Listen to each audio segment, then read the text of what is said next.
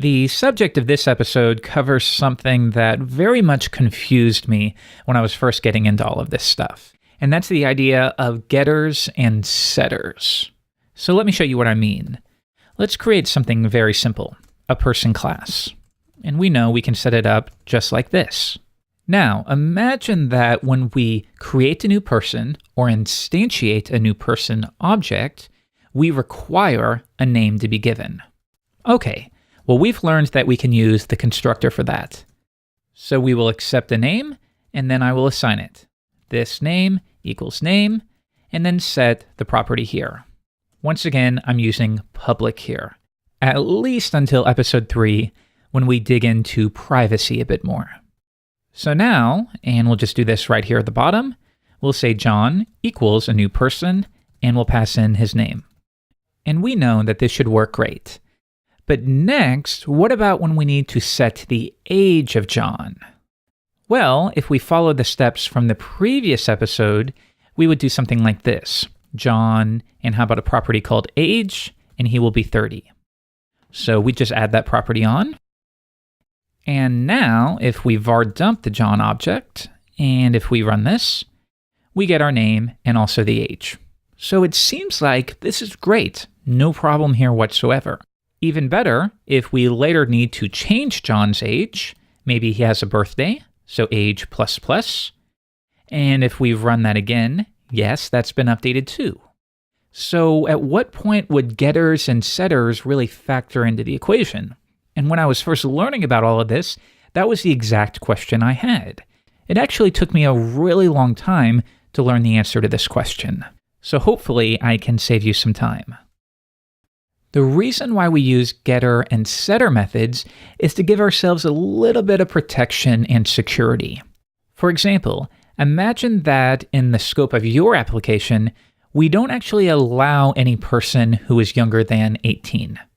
Maybe that is some kind of business rule for your domain.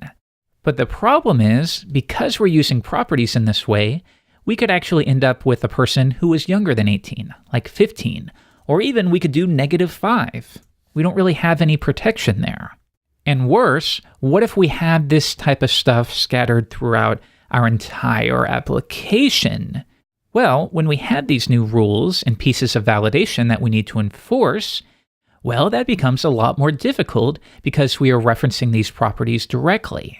But now imagine that we use a setter here, and the convention is set and then the property name. So set age. That will accept the age you pass in, and then we will assign it. This age equals age. So now, rather than accessing the age property directly, I would say John set his age to 30. And now, if we var dump this again, we get the exact same output, but now think of this as a security measure or a hook of sorts. For example, with that rule that you must be 18 years or older, well, now we have a place to enforce that. Like this. If age is less than 18, well, we won't allow that. So I will throw either some kind of domain exception, or in this case, just throw a simple exception. Person is not old enough. So that's what I mean when I say we have a hook here. Let's try it out. We set him to 30, we run it, no problem. However, if he's 17 and we run it again, we'll get an exception. And that's exactly what we want to happen in this scenario. So think of it like this. There could be behavior associated with setting or getting a particular property. In this case, the behavior is if you are younger than 18, then that's not allowed. That is the behavior there. The problem, though, is when you use properties directly, like John age equals 15, you have no way to hook in and attach that behavior. And on that note, another thing to consider is, even though it may seem like there's no behavior right now for a particular value or property, that doesn't mean that there won't be some in the future. But if you use these properties once again, it becomes that much more difficult to hook in and attach that behavior. All right, so next, you've reviewed what a setter looks like. Let me show you what a getter may look like. In that case, we would use get and then the name of the value. And in that case, you don't accept an argument, you just return the property, like so. So now if we scroll down, we set his age to 30, and if we ever want to fetch his age again, I can say get age.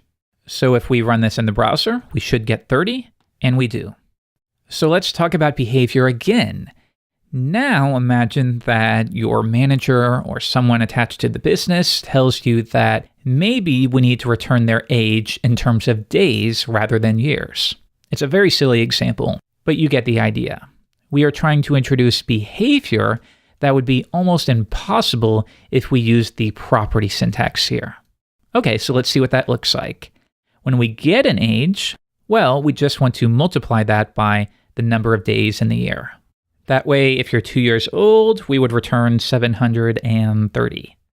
So let's try it. Let's see how many days old this John Doe of 30 is. We run it, and there you go. Once again, we had this new hook to introduce some kind of specific behavior. Okay, I'd like to finish up this episode by talking about the fact that our age property here is still public. So here's what I mean. Yes, we have getters and setters. We can introduce behavior however we need to. Great. But the problem is this. Don't forget, if we try to set the age to anything below 18, we get an exception, right? However, if I were to simply manipulate the property directly, like this, age equals 3, well, we won't get any exception. Let me show you. We run it again, and now we get 3 times 365, essentially. So that's a big glaring problem, right? We wanted to introduce this rule that says you can never, under any circumstances, have a person that has an age which is less than 18. However, we threw all of that out the window by simply accessing the property directly. And this is where the idea of encapsulation starts getting introduced. It seems like there needs to be a way to say, yes, you can call getAge. Yes, you can call setAge. But when it comes to modifying this property of mine directly, no, you absolutely can't do that.